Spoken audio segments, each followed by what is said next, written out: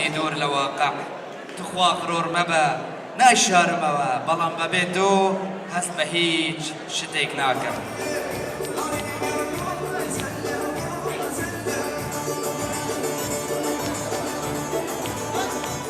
من قوتابی مەرحەلەیەکم لە کۆلێژی تەکنیکی بەشی ژمێریاری ئەمڕۆ ئاهەنگی یەکتر ناسینمانە زۆر خۆشحاڵی ئینشاڵە 4 ساڵی پڕ خۆشی پێکۆ بەسەر دەبێن بە ئەنجامێکی باش.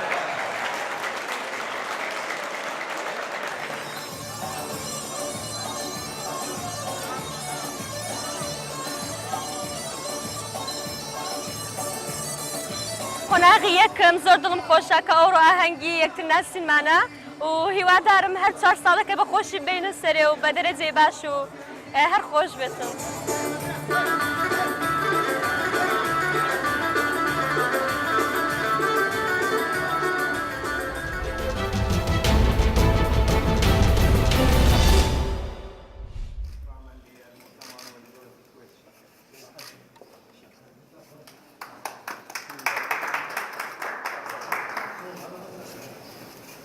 طبعا احنا ناخذ الروح الفنيه هذه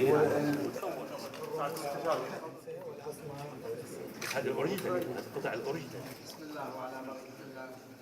المعرض اللي أقيم هو على هامش المؤتمر هو معرض عراقي بحت طبعا، وهو يفتح نافذة جديدة لتبيان وتوضيح الملامح الثقافية والآثارية للعراق ولمبدعي العراق، وبالتالي هذا راح يفتح هذه النافذة بمد جسور جديدة ما بين العراق والكويت وأمام الدول المانحة في أثناء الحضور في المؤتمر.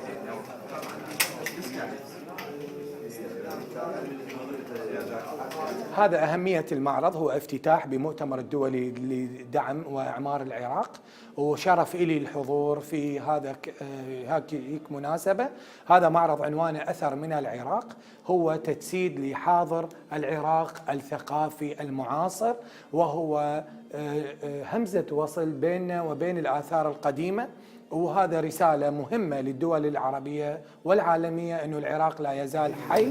خاص مع تدعيم ذهبي لهذه الحضارة العريقة.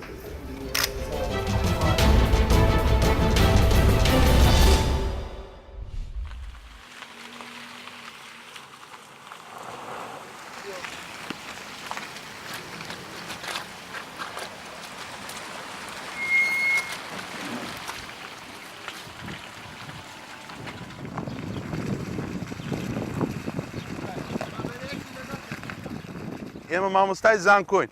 ئەم پرۆژەیە بەڕاستی سەقەتترین پرۆژەی کە جێبەجێ کراوە.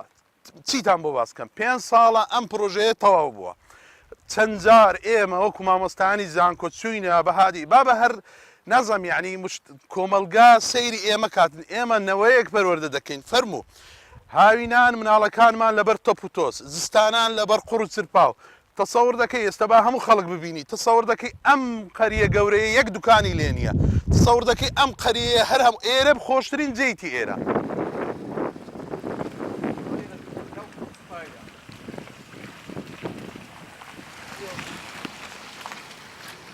شەقامەکان خۆتانە بینن چۆن لە چ حاڵێکە.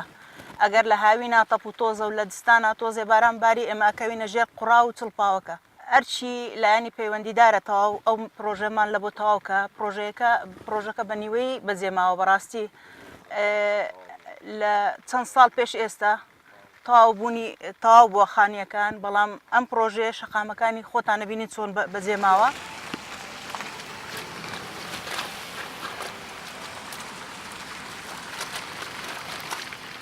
ئەم جێی کەی بینن ئەفغانستان نییە، یەمن نییە، لیبیا نییە، حەلەب نییە، ئەمە گوندی زانکۆی نوێیە لە هەولێر کە 1000 مامۆستای زانکۆ لە خۆی دەگرێت.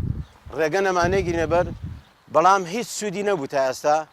ئەم قسانەش دەزانم سوودی نییە، چکە قسەکردن هیچ مانایەکی نەماوە لە کوردستانە.